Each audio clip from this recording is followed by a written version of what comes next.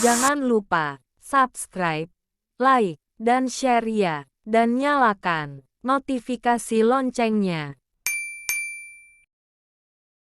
Penyebab hati tetap gelisah meski rajin beribadah. Berikut ini sebuah cerita dari Abu Yazid Al-Bustami, yang insya Allah dapat kita ambil pelajaran daripadanya. Di samping seorang sufi, Abu Yazid Al-Bustami juga adalah pengajar tasawuf. Di antara jamaahnya, ada seorang santri yang juga memiliki murid yang banyak. Santri itu juga menjadi kiai bagi jamaahnya sendiri. Karena telah memiliki murid, santri ini selalu memakai pakaian yang menunjukkan kesalihannya, seperti baju putih, serban, dan wewangian tertentu. Suatu saat, muridnya itu mengadu kepada Abu Yazid, "Tuan Guru, saya sudah beribadah 30 tahun lamanya. Saya salat setiap malam dan puasa setiap hari. Tapi anehnya, saya belum mengalami pengalaman ruhani yang Tuan Guru ceritakan. Saya tak pernah saksikan apapun yang Tuan gambarkan." Abu Yazid menjawab, "Sekiranya kau beribadat selama 300 tahun pun, kau takkan mencapai satu butir pun debu mukasyafah dalam hidupmu." Murid itu heran. "Mengapa, ya Tuan Guru?" "Karena kau tertutup oleh dirimu," jawab Abu Yazid. "Bisakah kau obati aku agar hijab itu tersingkap?" pinta sang murid. "Bisa," ucap Abu Yazid, "tapi kau takkan melakukannya." "Tentu saja akan aku lakukan," sanggah murid itu. "Baiklah kalau begitu," kata Abu Yazid, "sekarang tinggalkan pakaianmu. Sebagai gantinya, pakailah baju yang lusuh, sobek, dan compang camping. Gantungkan di lehermu kantung berisi kacang.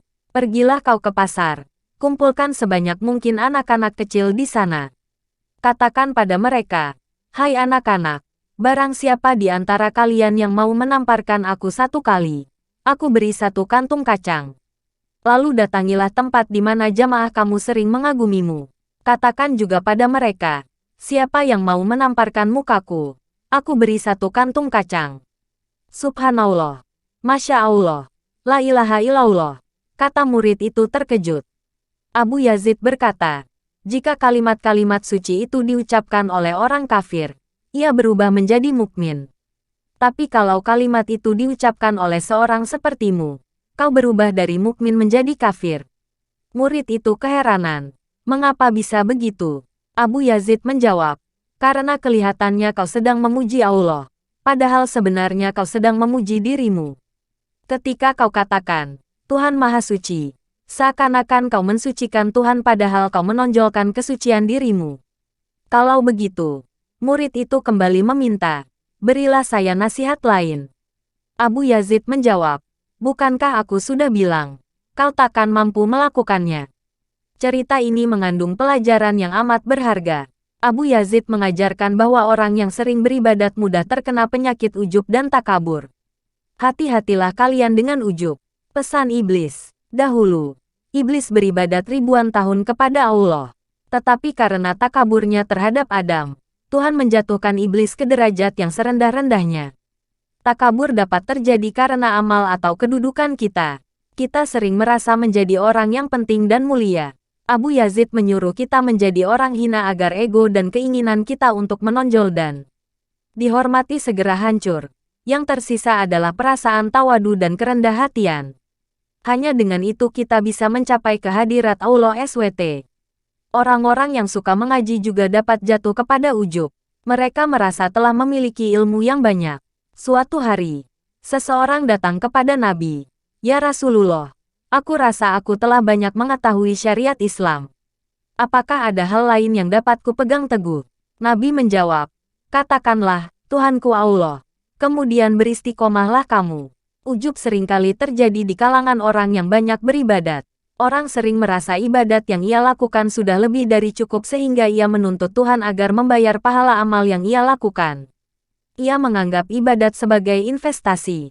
Orang yang gemar beribadat cenderung jatuh pada perasaan tinggi diri. Ibadat dijadikan cara untuk meningkatkan statusnya di tengah masyarakat. Orang itu akan amat tersinggung bila tidak diberikan tempat yang memadai statusnya. Sebagai seorang ahli ibadat dan ahli zikir, ia ingin disambut dalam setiap majelis dan diberi tempat duduk yang paling utama. Sebuah hadits yang diriwayatkan oleh Imam Ahmad dalam musnadnya. Suatu hari, di depan Rasulullah Abu Bakar menceritakan seorang sahabat yang amat rajin ibadatnya. Ketekunannya menakjubkan semua orang, tapi Rasulullah tak memberikan komentar apa-apa. Para sahabat keheranan, mereka bertanya-tanya, mengapa Nabi tak menyuruh sahabat yang lain agar mengikuti sahabat ahli ibadat itu. Tiba-tiba orang yang dibicarakan itu lewat di hadapan majelis Nabi. Ia kemudian duduk di tempat itu tanpa mengucapkan salam. Abu Bakar berkata kepada Nabi, "Itulah orang yang tadi kita bicarakan, ya Rasulullah." Nabi hanya berkata, "Aku lihat ada bekas sentuhan setan di wajahnya." Nabi lalu mendekati orang itu dan bertanya, "Bukankah kalau kamu datang di satu majelis kamu merasa bahwa kamulah orang yang paling solih di majelis itu?" Sahabat yang ditanya menjawab, "Allahumma, na'am, ya, Allah. Memang begitulah aku." Orang itu lalu pergi meninggalkan majelis Nabi. Setelah itu Rasulullah bertanya kepada para sahabat, "Siapa di antara kalian yang mau membunuh orang itu?" "Aku," jawab Abu Bakar. Abu Bakar lalu pergi tapi tak berapa lama ia kembali lagi. "Ya Rasulullah, bagaimana mungkin aku membunuhnya?" Ia sedang ruku. Nabi tetap bertanya, "Siapa yang mau membunuh orang itu?" Umar bin Khattab menjawab, "Aku." Tapi seperti juga Abu Bakar, ia kembali tanpa membunuh orang itu. "Bagaimana mungkin aku bunuh orang yang sedang bersujud dan meratakan dahinya di atas tanah?" Nabi masih bertanya, "Siapa yang akan membunuh orang itu?" Imam Ali bangkit, "Aku." Ia lalu keluar dengan membawa pedang dan kembali dengan pedang yang masih bersih, tidak berlumuran darah. "Ia telah pergi, ya Rasulullah." Nabi kemudian bersabda, "Sekiranya engkau bunuh dia, umatku takkan pecah sepeninggalku." Dari kisah ini pun kita dapat mengambil hikmah.